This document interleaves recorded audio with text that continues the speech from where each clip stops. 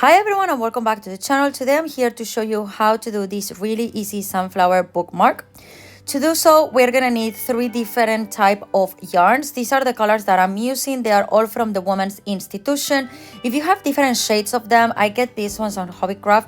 By all means, please do change them and adjust them as however you prefer to swap the colors. On camera you can't really see them, but they're slightly a little bit darker than how is it shown on the video that I'm showing you right now. But let's get on with it. To start this project, we're going to start with the famous magic ring. If you don't know how to do the magic ring, and I'm going quite fast for you, please do go and watch my full tutorial that I have available. If not, once you do your magic ring, please do 2 chains, and then we're going to start doing 11 half double crochets. Half double crochets was yarn over, introduce your hook inside the ring, and yarn over, pull. You have 3 loops, and then yarn over, pull through 3 of them, and that will be your half double crochet. As I say, you're going to do 11 of them across the entire magic ring. If you're an absolute beginner, this is a quick reminder that the tail, the beginning or the end, however you want to call it, of the ring has to be following you all this way. So it's kind of like you are building up these stitches on top of 2 different loops underneath you. It's because one of them we're gonna pull it right now, and then we're gonna be closing the magic ring, which is gonna be the center of our sunflower and the only row that we are actually doing with the brown color. Now we've done that, it's time to close it. So for that, you're gonna go up on top of those 2 chains that we built at the beginning, and you're gonna do a slip stitch, which means you introduce your hook, you pull your yarn through both of the loops, and then you close your project. As I said, this is the only row we're doing with the brown one, so comes the time to fasten off. And to do that, I'll suggest you do 1 chain, and then you cut it off, pull the tail, and pull quite hard to build up a knot that will secure that first row so we can move to the mustard color. In previous videos, I have shown you how to pull the yarn inside and then do a knot and then start working with that color. Today, I'm going to show it to you in a different way, which is going to be doing a slip knot. This is how we have started multiple projects before, and what you're going to do is you're going to introduce the hook inside the last chain that you have done, where you've done the slip knot to finish the previous row. Remember? Okay, so you're going to go in there, and what you're going to do is you will do a slip stitch again. This doesn't count as anything more than you attaching one row to another, basically. So don't overthink that this one counts as anything more than that, okay? And then later on you can pull that first slip knot that you've done, and then you are kind of like attaching all together. Right now we're gonna start with the petals, okay? This is gonna be a repetition of stitches over and over again. You're gonna start with 3 chains. You're gonna move to the next stitch on the side of those chains, and what you're going to do is you're going to do once we've done these 3 chains, that by the way they count as the curved side of the petal, we have to start moving with the stitches. For the stitches, what we're going to do is on the next stitch, on the next stitch space, we're going to work 4 treble crochets. How to do the treble crochets? You're going to yarn over twice. You are going to introduce it on that stitch, pull out, you have 4 loops, and then yarn over, pull through 2, yarn over, pull through 2, yarn over, pull through 2. So you're doing it 3 times, that's why it's called treble, okay? Just to make you understand. And you're gonna repeat this 3 more times. So on total, you're gonna have in one same stitch worked out 4 stitches, okay? And this is what creates the petal. So the chains are gonna be the curves that you're gonna see right now. We're gonna build it up as well with these stitches on the top, and we're gonna finish now with a group of chains. So chains are the curve of the petal, and then the stitches are the center of the petal, like the shape, if that makes much sense. I know that you're gonna see these gaps in between the chain spaces and the stitches. That's absolutely normal. because basically you are working 4 stitches in one stitch, and then you're doing a chain in a different stitch. So it's normal that you can see that little gap, but you will see once we finish the entire bow, actually the petals will feel like they do not fit on the same space and gets a little bit curvy. So that's why just keep that in mind. So now to create the next of the curved beads of the petal, what we're gonna do is you are going to chain 3 again. Once you chain 3 and you have the other curved side of the petal, you are gonna go to the next stitch space, to the next stitch, not to the same one, to that one. Be really careful because you might miss it. And then over there you're gonna do a slip stitch. Slip stitch normally look a little bit loose, but you will see once you start working the next petal now, you're gonna pull that yarn a little bit harder and it's gonna be better. Because right now I am aware that you can see the space, and for some people it doesn't look good, but it will get better really, really soon. So now, after the slip stitch, you're gonna do 3 chains again because you're building up a new petal. So then again, you're gonna do the trebles in the next stitch. So again, you're gonna do 4 of them together, and this is gonna be the repetition that you are gonna do. By the end of this row, which is the only one on yellow, and then you will be done and we will move to do the row, you have to have 6 petals in total. And the way to you finish, you're gonna finish with a chain 3, looking for where to slip stitch, which I'm gonna show you in a moment, okay? So if you don't have 6 petals by now, means that you have missed up some stitches. It's really easy to do it because as it gets more chains and more stitches worked in the magic ring that we've done before, it's a little bit harder to find where you should go.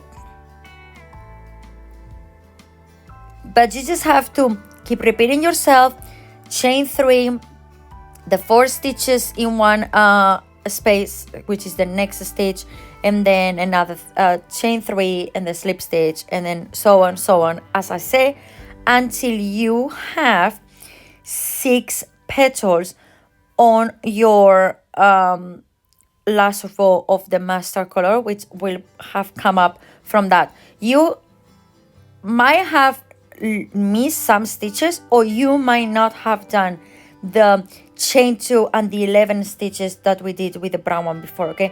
It could be both of the options, so have a look and make sure of it, because sometimes we miscount and other times we skip stitches, which is absolutely fine. But remember that on this project we're working every single stitch, so be cautious on that to don't skip any of them, because it's quite important, and you will see right now why. So work along the rest of your petals as I just teach you. Pause your video or go back and see this short bit where I show you how to do the petals. And right now, as you can see, we have 6 of the petals done. So our flower is absolutely done, and we have ends where I told you that was the 3 chains space, and you will be like, okay, where should I put now that chains? Well, that's so easy. You have to go to the first chains that you build it up before. You see it in there where you did the first chains. You're gonna go over there and you're gonna slip stitch there, same like you will have done with any other row of stitches, okay? Nothing changed. The only difference is that right now, obviously, it's the last one, so you are closing it up that way. As you can see, it's really tight and it doesn't have much space around. So I would suggest you take your iron and then iron it, or you put some heavy weight on top of it. As you can see, for me it was a little bit harder just because I wanted to show you for the video.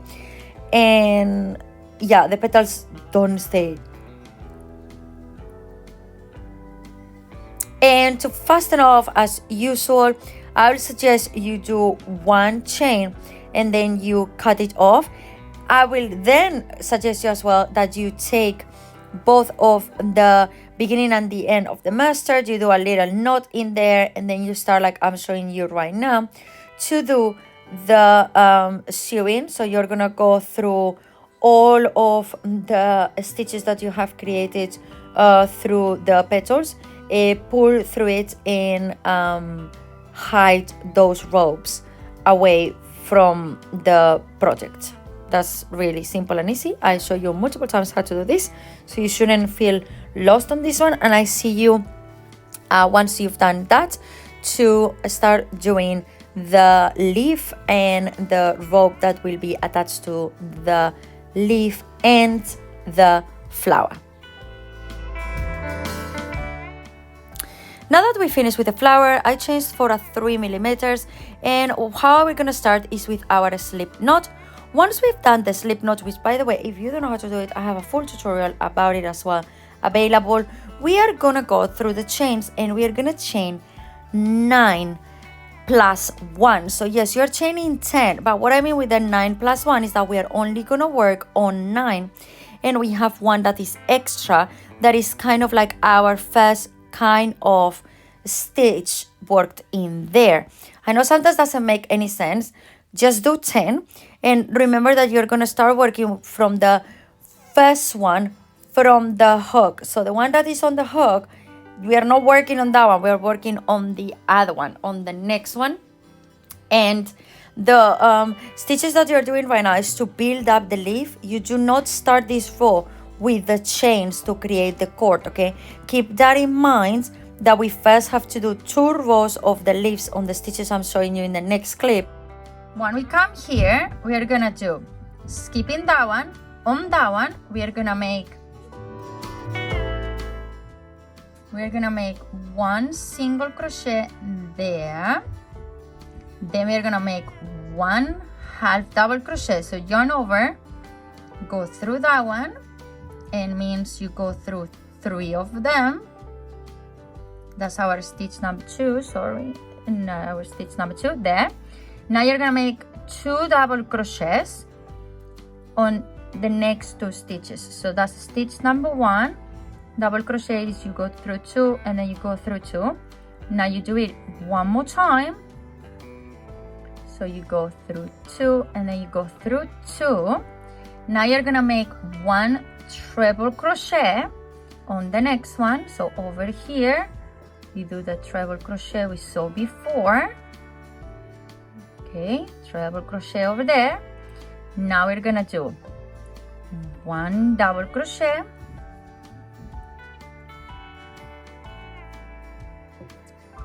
2 double crochets,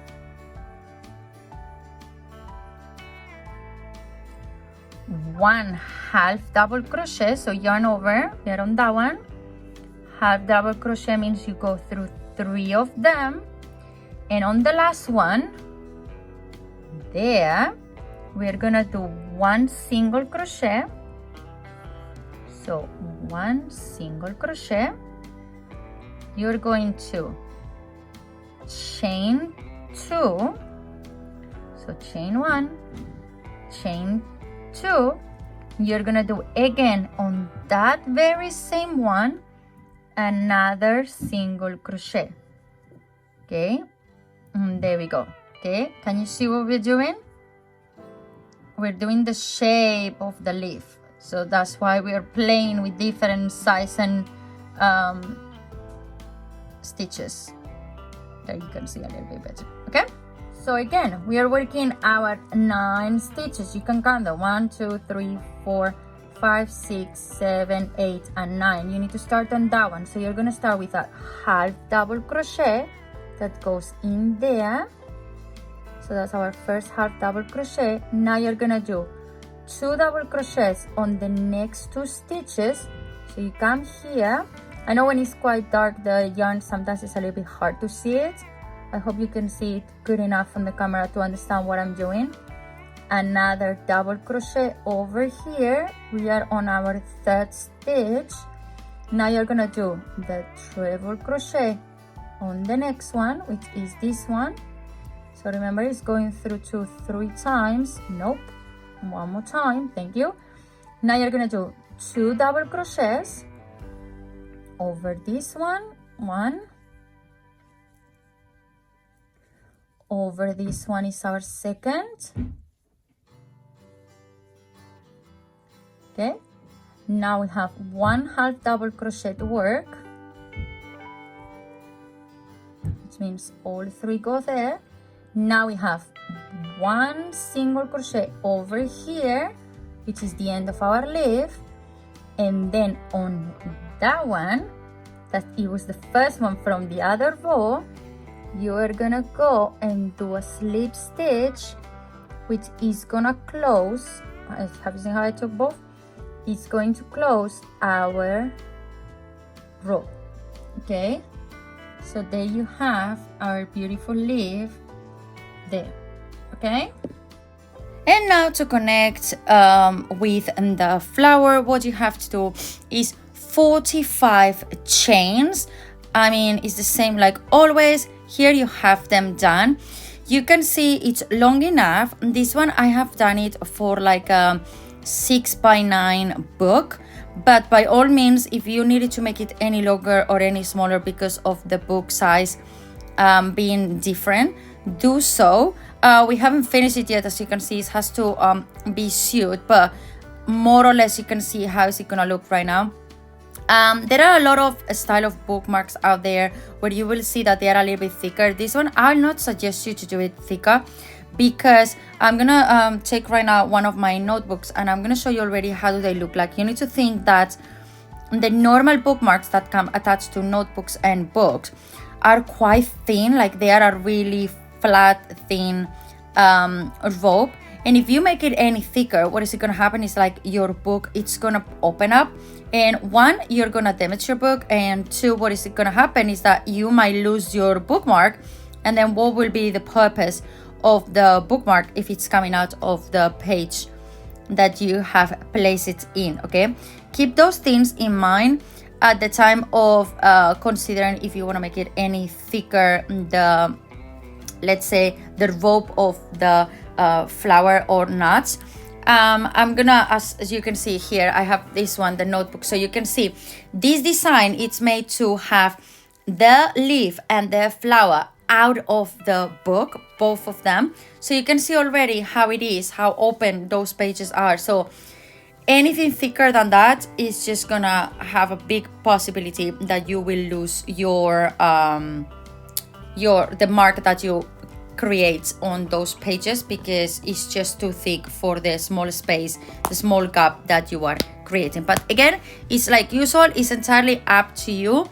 This will be the end of this tutorial. Like you can see really easily like how does it look already. Obviously I need to fasten up some loose ends, but if you like this video, please don't forget to give us a huge thumbs up. Don't forget to subscribe if you haven't done it yet, and don't forget to come back really soon with a lot more tutorials, and let us know in the comments what would you like to see on this 2024 on our journey on the world of crafting.